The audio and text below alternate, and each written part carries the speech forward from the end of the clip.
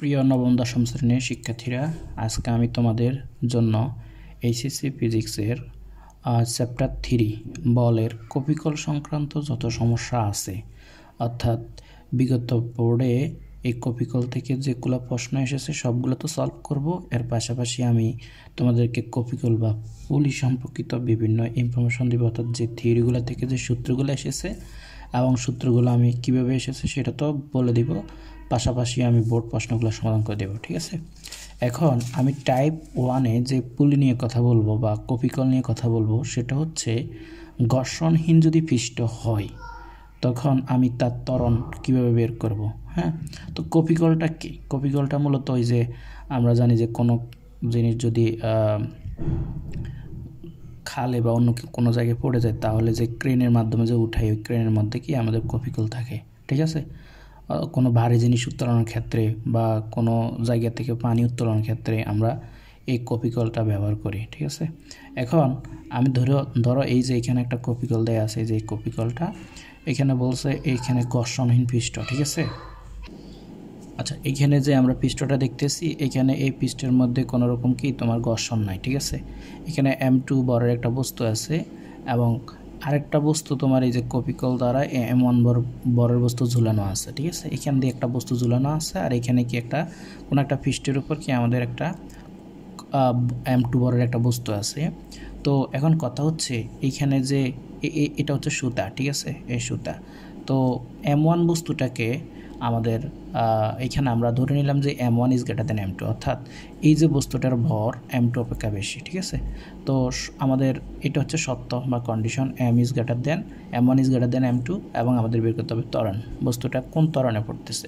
তো আমরা ধরে নিলাম বস্তুটা এখানে মানে এই জায়গা থেকে এই জায়গায় এই টানে পড়তেছে, মানে বস্তুটার গতিশীল হচ্ছে এদিকে, এই যে বস্তুটার গতিশীল এদিকে, ওকে। এই বস্তুটার গতিশীল হচ্ছে নিচের দিকে। তাহলে আমাদের এখানে M1 বস্তুর ভর ধরো 5 কেজি হলে M2 ভরের বস্তুর ভর হচ্ছে 2 কেজি, অর্থাৎ M1 বড় M2 অপেক্ষা, ঠিক আছে।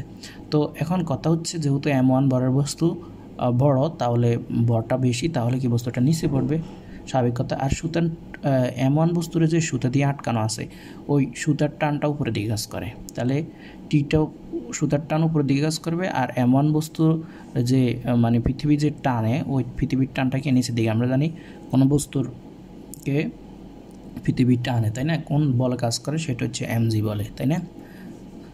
ওকে, এখন কথা হচ্ছে এই যে M1 বস্তুর ক্ষেত্রে আমরা কার্যকরী বলটা যদি বের করি, আমরা জানি F = ma, এরকম একটা আমরা সূত্র জানি যে F হচ্ছে ma।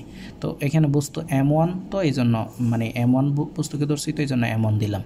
এখন এই যে F যদি ma হয়, এই এফটা কি, এফটা হচ্ছে কি আমাদের কার্যকর বল, ঠিক আছে। তো এই কার্যকর বলটা আমরা কীভাবে বের করব? কার্যকর বলটা বের করবো এভাবে, আমরা খেয়াল করি আমাদের বস্তুটা কি নিচের দিকে পড়তেছে আর আমাদের সুতরাংটা একটি উপর দিকে কাজ করতেছে। এখন যেহেতু আমাদের বস্তুটার গতিশীল, আমি বলে দিলাম যে বস্তুটার গতিশীল কি এদিক থেকে এদিকে কাজ করতেছে, অর্থাৎ বস্তুটার গতিশীল হচ্ছে এদিকে, ঠিক আছে। তাহলে আমাদের সুতার টান অবশ্য কম হবে, ঠিক আছে।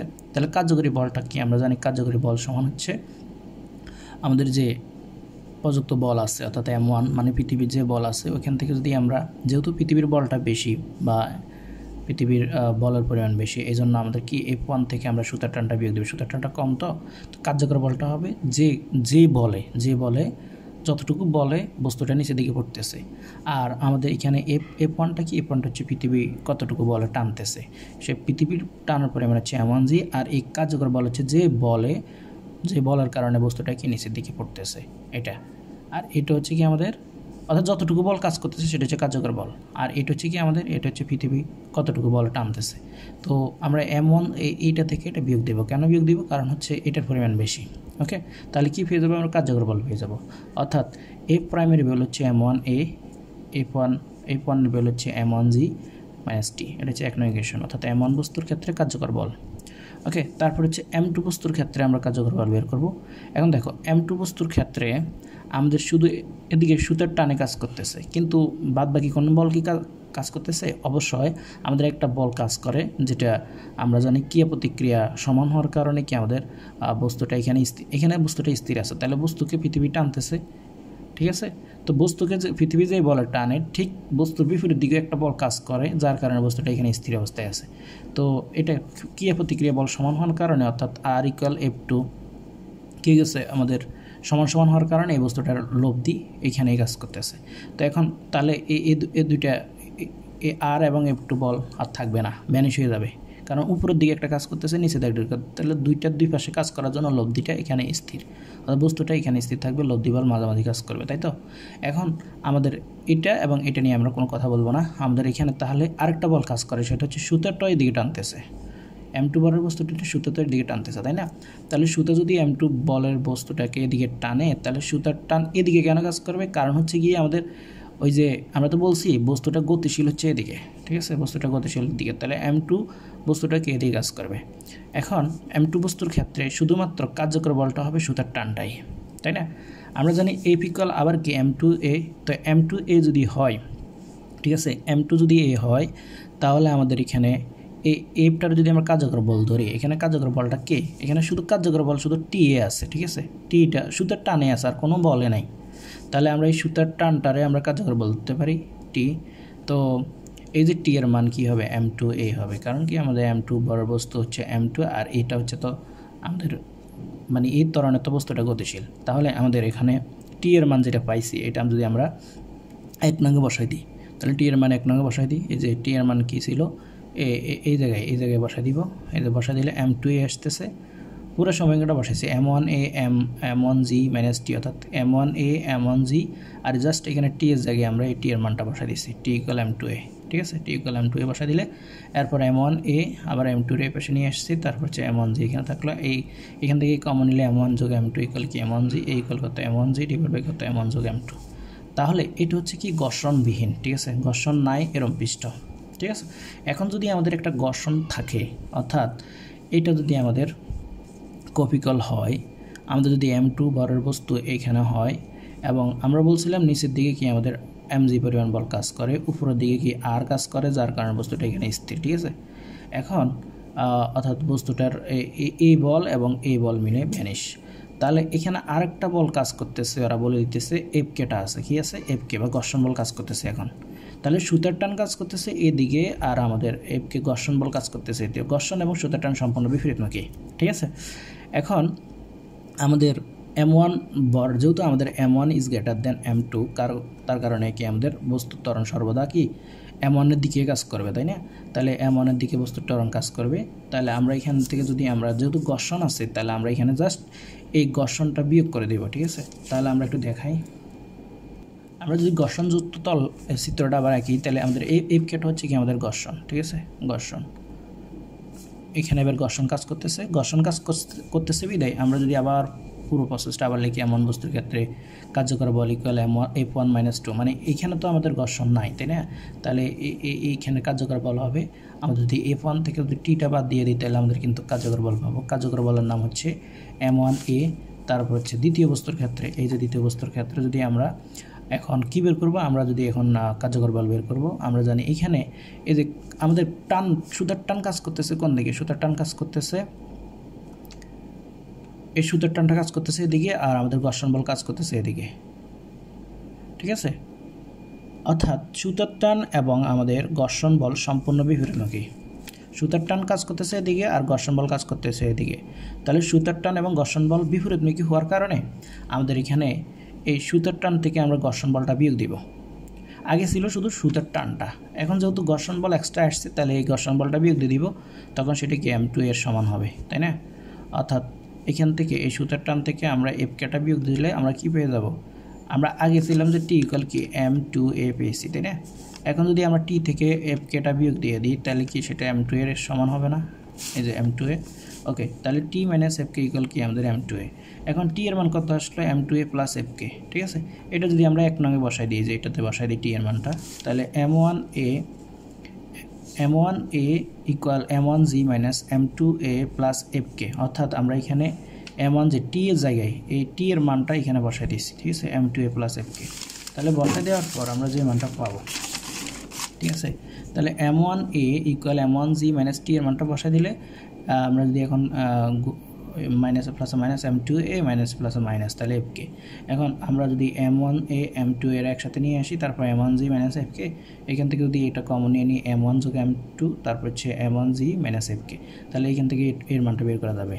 তাহলে M1G minus FK divide by কি M1 যোগ M2। ওকে, তাহলে আমরা দেখতেছি ঘর্ষণহীন তলে, অর্থাৎ যখন ঘর্ষণ এটা হচ্ছে ঘর্ষণযুক্ত, ঠিক আছে, এটা হচ্ছে ঘর্ষণযুক্ত পৃষ্ঠ বা ঘর্ষণযুক্ত তল।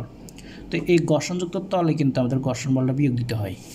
আর আগের বার যেটা ছিল ঘর্ষণহীন ছিল, কিন্তু আমাদের এই যে FKটা বিয়োগ করা লাগতেছে না, ঠিক আছে, FKটা বিয়োগ করা লাগতেছে না, এটা লাগবে না, কারণ কি এটা ঘর্ষণহীন, ঠিক আছে, ঘর্ষণহীন বিদায় আমাদের FKটা বিয়োগ করতে হচ্ছে না। তাহলে আমরা এখানে দুটো জিনিস পেলাম, একটা হচ্ছে A ইকুয়াল হচ্ছে M1G একটা, আবার কি M1 যোগ M2 ত্বরণ বের করার ক্ষেত্রে। আবার দ্বিতীয়টা হচ্ছে M1G থেকে আমরা কি FKটা বিয়োগ দিব, আর এখানে M1 যোগ MT, ঠিক আছে। তাহলে আমরা যদি একটু বলে দিই, এটা হচ্ছে কি আমাদের ঘর্ষণহীন, ঠিক আছে, ঘর্ষণহীন পৃষ্ঠ, ঘর্ষণহীন তল বা পৃষ্ঠ, আর এটা হচ্ছে ঘর্ষণযুক্ত, জাস্ট ঘর্ষণটা বিয়োগ দিয়ে দেবো, এটাই MCQতে আসলে আমরা দুটো ইউজ করবো। এখন কথা হচ্ছে আমাদের এই যে সূত্রটা, এই সূত্রটা কখন কোন কনসেপ্টের উপর কাজ করে, দুইটা সূত্র যদি কপিকুলটা এভাবে থাকে, ঠিক আছে, অর্থাৎ দুইটা বরের বস্তু যদি ঝুলানো, একটা বর ঝুলানো থাকে আর একটা বর যদি উপরে কোনো একটা তলের মধ্যে লেগে থাকে, তখন আমরা এই সূত্রটা এই সূত্রের উপর মানে এই কনসেপ্টের উপর আমরা এই সূত্র দুটো ইউজ করবো। ওকে, তারপর এখানে টাইপ 2 ক্ষেত্রে আমরা যেটা দেখবো সেটা হচ্ছে এখানে একটা কপিকলের উপর তোমার দুইটা বস্তুর বর ঝুলে দেওয়া হয়েছে আর কি। তো আমরা ধরে নিয়েছি যে এটা হচ্ছে আমার condition M1 is greater than কি M2। তো M1টা যদি এটা হয়, M1 এর বর ধরো 10 কেজি আর M2 এর বর হচ্ছে 2 কেজি, M1 এর বর বেশি, তাহলে M1 বস্তুর ক্ষেত্রে যদি আমরা কার্যকর বল বের করি, ঠিক আছে, কার্যকর বল, তো আমরা জানি কার্যকর বল যদি বের করতে হয় আমরা কার্যকর বলের সূত্র জানি F = ma ধরে নিলাম। তো ma 1 কিলো আসছে, কারণ হচ্ছে এখানে বস্তুটা হচ্ছে M1 বড় বস্তু। তো এখানে সুতার টান, এখানে এই যে সুতার টান উপর দিকে কাজ করতেছে, আমরা আগে বলে রাখি বস্তুটার গতি সবসময় এদিকে কাজ করতেছে, ঠিক আছে, এদিকে কাজ করতেছে। তাহলে বস্তুর ত্বরণ কি, বস্তু এদিকে গতিশীল, সহজ কথা হচ্ছে বস্তুটা এদিকে গতিশীল। ওকে, তাহলে এখন আমাদের এখানে যেহেতু বস্তুটা এদিকে গতিশীল, কেন গতিশীল, কারণ হচ্ছে এখানে বস্তুটার বর বেশি।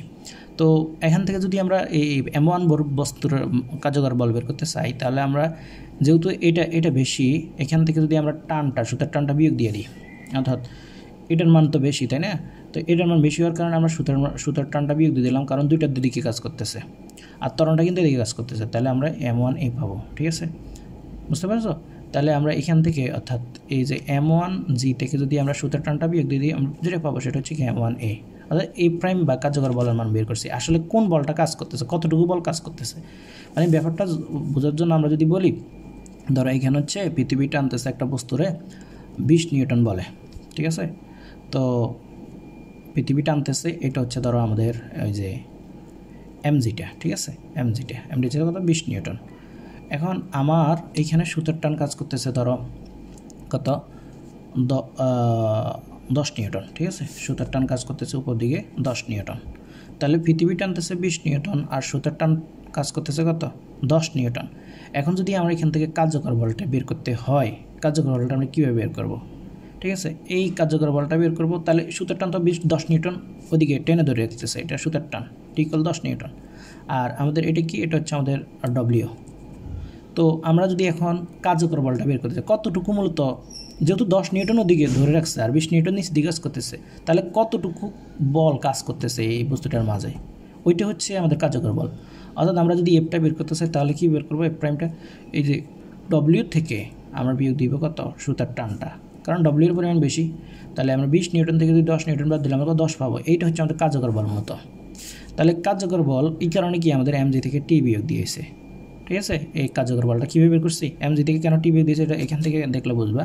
তাহলে এরপর কি আমরা mg - t দিলে, তারপর M1 বস্তুর ক্ষেত্রে আমরা এটা পেলাম। এবার M2 বড় বস্তুর ক্ষেত্রে আমরা তো বলছি যে সুতার টান, আমরা তো বলছি যে এই বস্তুটা এদিকে গতিশীল, তাই না, তাহলে সুতার টানটাও M2 বস্তুরে তো আবার পৃথিবী টানতেছে, ঠিক আছে, কিন্তু সুতার টান তো উপর দিকে কাজ করে, দুইটা গতির দিকে ক্রিয়াশীল, ঠিক আছে, কিন্তু মূল ত্বরণটা কোন দিকে কাজ করে, মূল ত্বরণটা এদিকে। ওকে, এখন আমরা যদি এখানে T বেশি নাকি M2G বেশি, মেন কনসেপ্ট আমরা আগে বলে রাখছি M1 এর ভর বেশি, তাহলে এখন M1 যদি যত নিচের দিকে পড়বে M2 উপরের দিকে উঠবে না, তার মানে M2 এর গতিটা হচ্ছে উপরের দিকে, তার মানে সুতার টানটার পরিমাণ বেশি হবে। কেন অবশ্যই সুতাটা বেশি দূরে টানতেছে, পৃথিবীর তার তুলনায় বেশি কম জোরে টানতেছে, তাহলে এই কারণে এখানে টি থেকে M2 যেটার বিয়োগ দেওয়া হয়েছে, এবং সেটা কিন্তু আমাদের M2 এর সমান। আমরা জানি কার্যকর বল সমান M2A, ঠিক আছে। তাহলে এখানে কার্যকর বল মান কেন বের করবো, যে টি এর মানটা বেশি বিধায় আমরা M2 কেন টি এর মান বেশি কেন, কারণ হচ্ছে যে বস্তুটা তো এদিকে যাচ্ছে, ঠিক আছে, এই ধরনের গতিশীল। তো এখানে টি থেকে সুতার টান থেকে M2 জিটারে, অর্থাৎ পৃথিবীর বলের পরিমাণ কম, বা পৃথিবী যে বলে টানে ওইটার ওজন পরিমাণ কম, সুতার টান থেকে জন্য টিটারে আগে লেখা হয়েছে, তাই না। তাহলে এখন যদি 1 এবং 2 যোগ করি আমরা, ঠিক আছে, M1G minus T plus T minus M2G equal M1A plus M2A, আমরা টি বাদ দিলে M1A প্লাস M2, অর্থাৎ এটার এই পাশে নিয়ে আসলাম আর এটার এই পাশে নিয়ে গেলাম, টি ক্যান্সেল, ঠিক আছে, টি বাদ চলে গেল। তাহলে এখান থেকে যদি কমন নিয়ে M1 যোগ M2 ইকুয়াল কি M1G M2G, তাহলে এখান থেকে আমরা যে সূত্রটা পেতেছি ইকুয়াল M1G M2G M1 যোগ M2, অর্থাৎ ইকুয়াল জি কমন নিলে M1 মাইনাস M2, অর্থাৎ এটা হচ্ছে আমাদের ত্বরণ, ঠিক আছে, যে ত্বরণের বস্তুটা কি এদিক থেকে এদিকে পড়তেছে, এই যে এই ত্বরণে। অর্থাৎ এই সূত্রটা তখনই কাজ করবে যখন আমাদের একটা বস্তুর ভর বেশি বা একটা বস্তুর কম ভর হবে, এবং কি আমাদের এর কপিকলটা যদি এইভাবে থাকে, অর্থাৎ এইভাবে যদি দুইটা ভর ঝুলানো হয়, ঠিক আছে, M1 M2 ভরের দুইটা বস্তু ঝুলানো হয়, তখন কিন্তু আমরা এই সূত্রটা অ্যাপ্লাই করবো বস্তু ত্বরণ নির্ণয়ের ক্ষেত্রে, ঠিক আছে। এখন আমরা টাইপ 3 যদি একটু চিত্রটা দেখি, লক্ষ্য করে টাইপ 3 চিত্রটা কেমন। টাইপ 3-তে এরকম একটা কপিকল, মানে কপিকলটা যদি আমি একটু এঁকে দেখাই, আমাদের এরকম একটা কপিকল থাকবে। তো এখানে এই যে দুইটা কপিকল আছে, তো এখানে একটা বস্তু ঝুলানো আছে, ঠিক আছে, M1 ভরের, আর এখানে একটা বস্তু ঝুলানো আছে M2 ভরের, ঠিক আছে। এখান দিয়ে একটা বস্তু ঝুলানো আছে যেটা হচ্ছে M3 বলের, ঠিক আছে, M3 ভরের। তো এখন M1 বস্তুর ভর আগে আমরা উল্লেখ করে দিই, এখানে M1 is greater then M2 is greater than কি M3, অর্থাৎ M1টা বড় সবসাথে, M1 ভর সবসাথে বেশি, তারপর হচ্ছে M2, তারপর হচ্ছে M3, ওকে। তাহলে এখন যদি আমরা এখানে তো একটা সুতো দিয়ে বাঁধা আছে, তো সুতো তো উপর দিকে কাজ করে সবসময় টি, আর এখানে M1 বস্তুর পৃথিবী যে বলে টানে সেটা হচ্ছে M1G, ঠিক আছে, এটা হচ্ছে পৃথিবীর টান, আর এই সুতার টানটা উপরের দিকে কাজ করতেছে। এরপর এই বস্তুটার কাছে আসি, তাহলে M2G, আর উপরে সুতার টান হচ্ছে T2, এটা যদি T1 হয় এটা হচ্ছে T2, ওকে। এখন M3-রে এই সুতা টানতেছে এদিকে, ঠিক আছে, M3-রে এই সুতা টানতেছে কোন দিকে, এদিকে, T1 কাজ টানতেছে এদিকে, আবার এই সুতা টানতেছে এদিকে, তাই না। তাহলে দুইটার দিক ভিন্ন, তাহলে আমরা এই যে কপিকলটা এঁকে ফেলছি, ঠিক আছে, কপিকলটা এঁকে ফেলছি, বা এখানে যদি আমরা লক্ষ্য করি এটাই।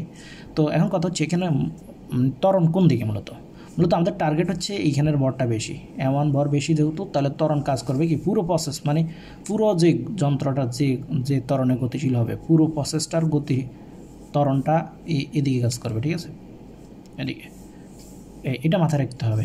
এবং এই কন্ডিশন প্লাস হচ্ছে ত্বরণটা একদিকে কাজ করবে এদিকে, আর এখানে M1 is M2 is greater then M3, এরকম প্রসেস হতে হবে, ঠিক আছে। চলো আমরা এটা সলভ করি। তাহলে আমরা এখন আবার চিত্রটাকে দেখলাম, ত্বরণটা এদিকেই কাজ করবে, ঠিক আছে। তো ত্বরণটা যদি এদিকে কাজ করে, প্রথম যদি আমি M1 বস্তুর ক্ষেত্রে যাই, M1 বস্তুর ক্ষেত্রে কার্যকর বলটা কোন দিকে, আমরা জানি এখানে M1 ভরের বস্তুর পরিমাণ ভর বেশি, M1 বস্তুর ভর বেশি বিধে আমরা M1 ভরের বস্তু থেকে, অর্থাৎ এখানে যে বলটা আসবে এটা থেকে আমরা সুতার টানটা বিয়োগ দিলে আমরা কী পাবো, কার্যকর বল পাবো, তাই না। তাহলে কার্যকর বল কি, আমরা জানি কার্যকর বল এই প্রাইম ইকুয়াল আমরা বলছিলাম MA, ঠিক আছে। তো M1A, তো এই প্রাইমের ভ্যালু কত হইব, M1G থেকে যদি আমরা সুতার টানটা বিয়োগ দিয়ে দিই, ঠিক আছে, অর্থাৎ M1G থেকে যদি আমরা সুতার টানটা বিয়োগ দিয়ে দিলি, তাহলে আমরা পাবো কি M1A, ঠিক আছে। এটা হচ্ছে M1 ভরের বস্তুর ক্ষেত্রে কার্যকর বলের পরিমাণ। এরপর M2 বস্তুর ক্ষেত্রে, M2 বস্তু যদি লক্ষ্য করি, যেহেতু বস্তুটার গতি কোন দিকে কাজ করতেছে, বস্তুটার গতি এদিকে কাজ করতেছে, তাহলে সুতার টানটার পরিমাণ বেশি হবে M2G এর তুলনায়, ঠিক আছে। বস্তুটা তো আর নিচের দিকে পড়তেছে না, কারণ বস্তুটা উপরে উঠতেছে ওই সুতার টানের কারণে। সুতার টানটা কোন দিকে কাজ করে? ওই যে ত্বরণ যেদিকে, মানে পুরো মেশিনটার ত্বরণ যেদিকে গতিশীল, সুতার টানটা সেদিকে অবশ্যই কাজ করবে। তাহলে T2 পরিমাণ বেশি হবে, T2 থেকে M2 বিয়োগ দিলে সেটা কি M2 এর পরিমাণ, অর্থাৎ কার্যকর বল ইকুয়াল হচ্ছে M2A, আর আমাদের কার্যকর পরিমাণ হচ্ছে F prime equal T2 minus M2G। ওকে, এবার হচ্ছে M3 যদি বস্তুর কাছে আসি, তো M3 T1 সুতা টানতেছে এদিকে আর T2 সুতা টানতেছে এদিকে, তাহলে দুইটা সুতা বিপরীতমুখী হওয়ার কারণে আমাদের এখন T1 বড় নাকি T2 বড়? দুইটা তো দুই দিকে কাজ করতেছে, ভালো কথা, কিন্তু কোনটা বড়, T1 নাকি T2? পুরো প্রসেসটা কোন দিকে কাজ করতেছে? পুরো প্রসেসটার ত্বরণ এইদিকে, এই যে এদিকে, ঠিক আছে, পুরো প্রসেসটার ত্বরণ কিন্তু এদিকে। তাহলে ত্বরণ কেন এদিকে? কারণ যে M1 ভর বেশি, M1 বেশির কারণে পুরো মেশিনটা এদিকে কাজ করতেছে।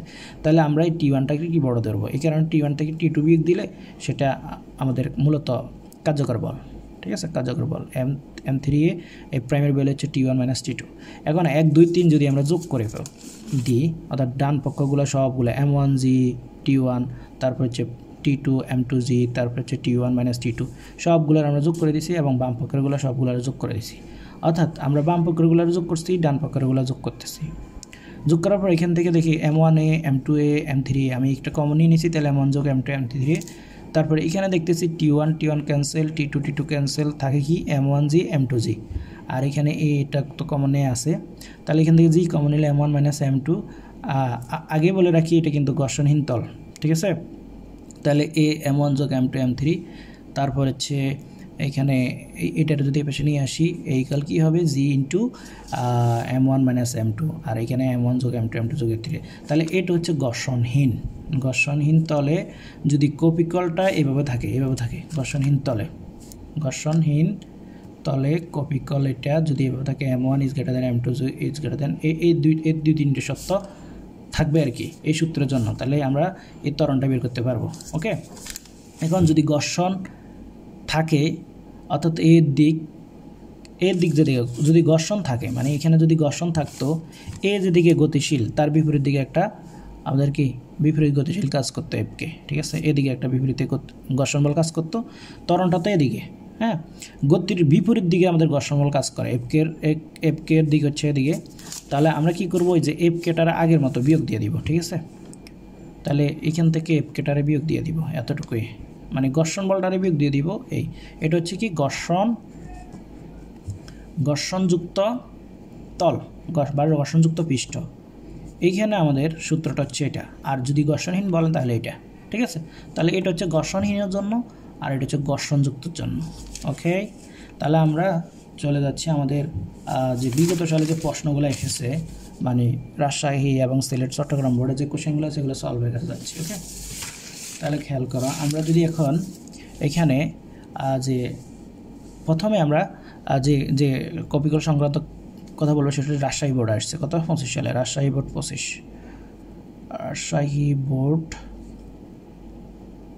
25 সালে প্রশ্নটা এসেছিল। ওকে, তাহলে আমরা এখানে প্রশ্নটা বলছে দৃশ্যপট, এই যে দৃশ্য, এই দৃশ্যটা মানে ইয়েতে দেয়া আছে, উদ্দীপকে দেয়া আছে, দৃশ্যপটে একটা বস্তুটি কত ত্বরণে, মানে এই বের করতে বলছে। তো আমরা তো এখন কিছুক্ষণ আগে যেটা বের করছিলাম, এই টাইপের একটা ম্যাথ করছি, সেটা হচ্ছে এরকম ছিল।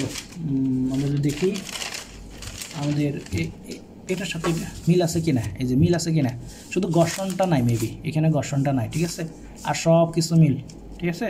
তাহলে দুইটা কপিকল থাকবে, দুই পাশে দুইটা বর জোড়ানো থাকবে এবং মাঝ বরাবর কি একটা বর থাকবে, এই যে মাঝ বরাবর একটা বর, ঠিক আছে। এটার সাথে এই টাইপের সাথে মিলছে টাইপ 3, ঠিক আছে। তো টাইপ 3 অনুযায়ী যদি আমরা এখন করি, প্রথম কথা হচ্ছে আমরা আগে বুঝি, এখানে এই যে একটা ভর ঝুলানো আছে 6 কেজি আর এখানে একটা ভর ঝুলানো আছে 4 কেজি, তাহলে আমরা দেখেছি 6 কেজি ভরটা বেশি, তাহলে পুরো যে ত্বরণটা পুরো ত্বরণটাই দিকে কাজ করবে, তাই তো। ওকে, তাহলে আমাদের এখানে M1 ইজ কি greater than, M1 is greater than কি, আর এখানে 2 কেজি দেখো, তাহলে এটা হচ্ছে 6 কেজি, এটা হচ্ছে 4 কেজি, 2 কেজি, পুরো প্রসেসটা মেনে চলতেছে। অর্থাৎ M1 ইজ গ্রেটার দেন, তারপর M2 ইজ গ্রেটার দেন কি M3, এই সত্যটা মেনতেছে। তারপর সুতার টান যদি আমরা খেয়াল করি, 6 কেজি তো সুতার টান উপরের দিকে কাজ করতেছে আর আমাদের পৃথিবী টানতেছে দিকে, তাহলে পৃথিবীর বল বেশি, পৃথিবীর ওজন বেশি, যার কারণে আমাদের এই M1G থেকে T1টা বিয়োগ হবে। তাহলে আমরা এটারে ধরছি এই বস্তুর কার্যকরী বল এফ প্রাইমটা বের করব। কীভাবে বের করব? আমরা যদি M1G থেকে T1টারে বিয়োগ দিই, অর্থাৎ M1G আমি এ ধরছিলাম, হ্যাঁ, MAG থেকে T1টা যদি বাদ দিয়ে দিই, আমাদের কী পাবো? আমাদের কার্যকর বলটা পাবো। এখন এফ প্রাইমের ভ্যালু কত? আমরা জানি এফ প্রাইম ভ্যালু হচ্ছে যে ত্বরণের বস্তুটা গতিশীল সেটা হচ্ছে এফ প্রাইম। তাহলে এফ প্রাইম আমরা জানি এফ ইকুয়াল এম এ না, তো এখানে বস্তুটা তো এই ত্বরণে নামতেছে, তাহলে MA, ঠিক আছে, ত্বরণ নামতেছে, তাহলে এফ প্রাইমের ভ্যালু বললাম, আর এই ভ্যালুটা হচ্ছে MAG মাইনাস T1, ঠিক আছে। ওকে, এবার ভি বস্তুর কার্যকর বলটা বের করব। তাহলে আবার এফ প্রাইম ইকুয়াল কি? সুতার টান কোন দিকে কাজ করতেছে? সুতার টানটা তো আমাদের, আচ্ছা, যেহেতু বস্তুটা এর ত্বরণে এদিকে গতিশীল, এখানে M1 এর ভর সবচেয়ে বেশি, তার মানে এখানে সুতার টানটা বড় হবে কি পৃথিবীর টানের তুলনায়, অর্থাৎ T2 ইজ গ্রেটার দেন কি MBG। তাহলে এখান থেকে আমরা এটারে ভি ধরলাম আর কি, তাহলে T2 থেকে MBG বিয়োগ দিলে আমরা এফ প্রাইম পাবো। তো এফ প্রাইম বা কার্যকর বলার সূত্র হচ্ছে MBA, তাই না? এফ ইকুয়াল MA, ওই সূত্র অনুসারে। ওকে, তাহলে এখন আমাদের এখানে সি বস্তুর কার্যকর বল, তো সি বস্তুর আমরা দেখতেছি এইখানে আমাদের কি এও টানতেছে, এও টানতেছে, তাই না? তাহলে এখন এটা যদি আমাদের T1 হয়, ঠিক আছে, এটা যদি T1 হয়, এটা যদি T1 হয়, আর এটা যদি আমাদের T2 হয়, তাহলে আমরা কোনটা আগে লাগবো? T1 আগে লাগবো না T2 আগে লাগবো? অবশ্যই আমাদের T1 আগে লাগবো, কারণ এদিকে পড়তেছে তো। তাহলে এখানে আমরা লিখবো T1 মাইনাস T2, ঠিক আছে। তাহলে এফ প্রাইমের ভ্যালু কত? এফ প্রাইমের ভ্যালু হচ্ছে ধরো MCA, ঠিক আছে। সি বস্তু নিয়ে কথা বলছি না, MCA, T1 মাইনাস T2। তাহলে 1 যোগ 2 যোগ 3 যদি করে পাই MAA যোগ MBG MBBA যোগ MCA, অর্থাৎ এই ডান পক্ষ সবগুলো আমি যোগ করছি, এটা যোগ এটা যোগ এটা যোগ এটা, ঠিক আছে। তারপর আমরা এই যে এখানে MAG মাইনাস T1, তারপর হচ্ছে T2 মাইনাস MBG, তারপর T1 মাইনাস T2 সবগুলো লিখলাম। এখান থেকে কমন নিলাম MA MB MC, তারপর হচ্ছে এখান থেকে আমরা কি কমন নিলাম? এখানে T1 cancel, T1 cancel, T2 cancel, T2 cancel, তাহলে MAG MBG। ওকে, তাহলে ফাইনালি আমরা যে মানটা পেলাম সেটা হচ্ছে A ইকুয়াল হচ্ছে G into MA minus MB divide by MA plus MB plus MC। এখানে G এর মান আমরা জানি 9.8, আর MA প্রথম বস্তুর ভর হচ্ছে 6, তারপর হচ্ছে দ্বিতীয় বস্তুর ভর হচ্ছে 4, এবং আমাদের এখানে এই যে লেখা আছে MA প্লাস MB প্লাস কি MC, অর্থাৎ 6 যোগ তারপর হচ্ছে 7 যোগ কত? 2 নি, হ্যাঁ 2 না, ঠিক আছে 2, সরি 1 ছিল, 1, এটা হচ্ছে 1 কেজি, ঠিক আছে, এটা 1 কেজি ছিল, মানে আমাদের এখানে বলতে বলেছে এখানে আমাদের 1 কেজি ভর ছিল, এটা হচ্ছে 1, ঠিক আছে, এটা হচ্ছে 1 কেজি ছিল। ওকে, তাহলে আমরা এখানে যে মানটা পাবো সেটা হচ্ছে এই 9.8 6 সার্ভে দিলে 2, আর এখানে হচ্ছে 11, মোটামুটি 1.78 মিটার সেকেন্ড ইনভার্স 2 পাবো। তো এটা হচ্ছে আমাদের এ ত্বরণ। এখন আমরা দ্বিতীয় সিলেট বোর্ড 23-এ আসা প্রশ্নটা নিয়ে গেলাম, সেম টাইপের। তো এখানে ঘর্ষণ সহগ দিয়ে দিছে, কেমন ঘর্ষণ সহগ দিয়ে দিচ্ছে। তো ঘর্ষণ সহগ দিলে আমাদের ভয় পাওয়ার কিছু নাই, আমরা ঘর্ষণ সহগকে মিউকে দ্বারা প্রকাশ করি, ঠিক আছে।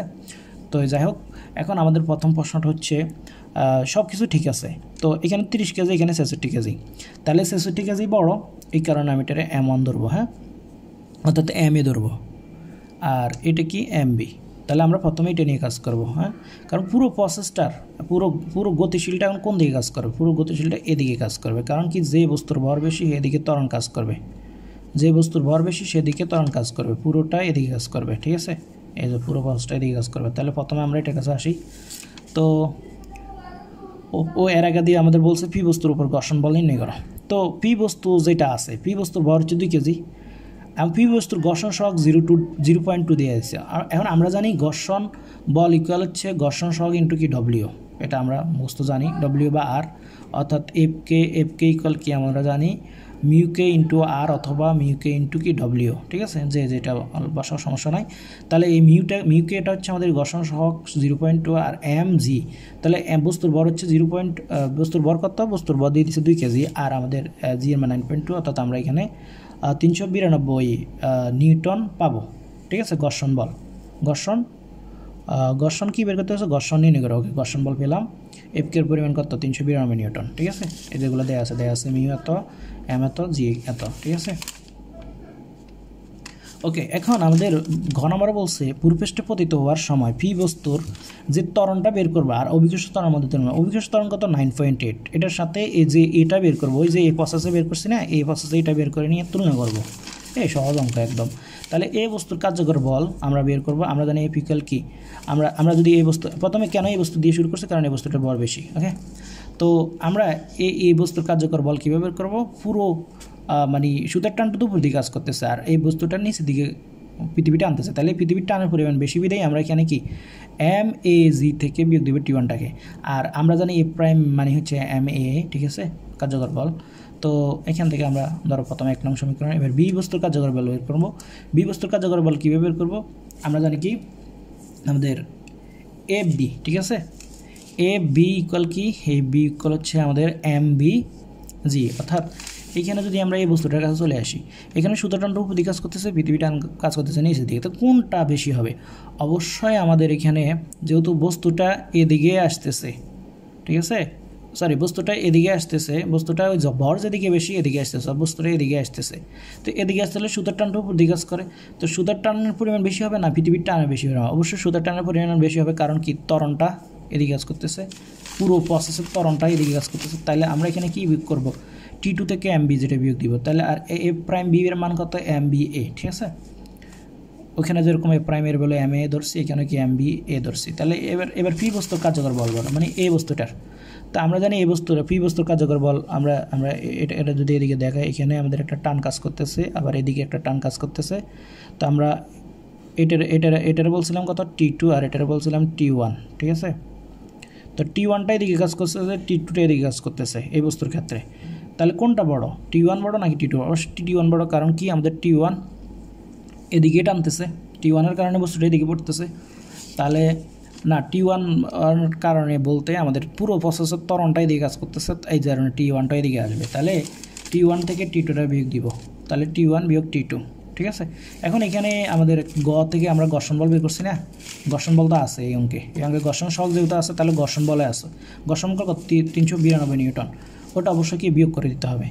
তাহলে আমাদের টি1 টি2 মাইনাস কি এই বস্তুর, তাহলে এই বস্তুর তিনটা বল কাজ করতেছে মোটামুটি, একটা হচ্ছে ঘর্ষণ বল, আর একটা হচ্ছে কি আমাদের সুতার টান টি2, আবার সুতার টান টি1। তো টি1টা কাজ করতেছে এদিকে, ঘর্ষণ বল তো বিপরীত দিকে কাজ করবে, মানে এখানে বস্তুটা তো এখানে আটকানো, তাই না, তো এদিকে টি1 সুতা টানতেছে, এদিকে টি2 সুতা টানতেছে, আর আবার এইখানে এফকেও ঘর্ষণ কি বিপরীত দিকে কাজ করতেছে, অর্থাৎ ত্বরণটা তো এদিকে, সুতারটা মানে পুরো বস্তুটাতে এদিকে পড়ে যাইতে থাকছে, তাই না। এই যে বস্তুটা 66 কেজি ভর এদিকে আছে, মানে যেদিকে ভর বেশি সেদিকে তো আমাদের ত্বরণ কাজ করবে, তো ত্বরণ যদি এদিকে কাজ করে তাহলে সুতার টি1 তো এদিকে কাজ করবে অবশ্যই, কিন্তু টি2 বিপরীত দিকে, এফকেও বিপরীত দিকে, কারণ কি ঘর্ষণ বল সবসময় কি আমাদের গতির বিপরীতে কাজ করে, তাহলে এফকেটা যদি বিপরীতে কাজ করে টি2 তো বিপরীতে কাজ করলো, তাহলে টি1 বড় অবশ্যই,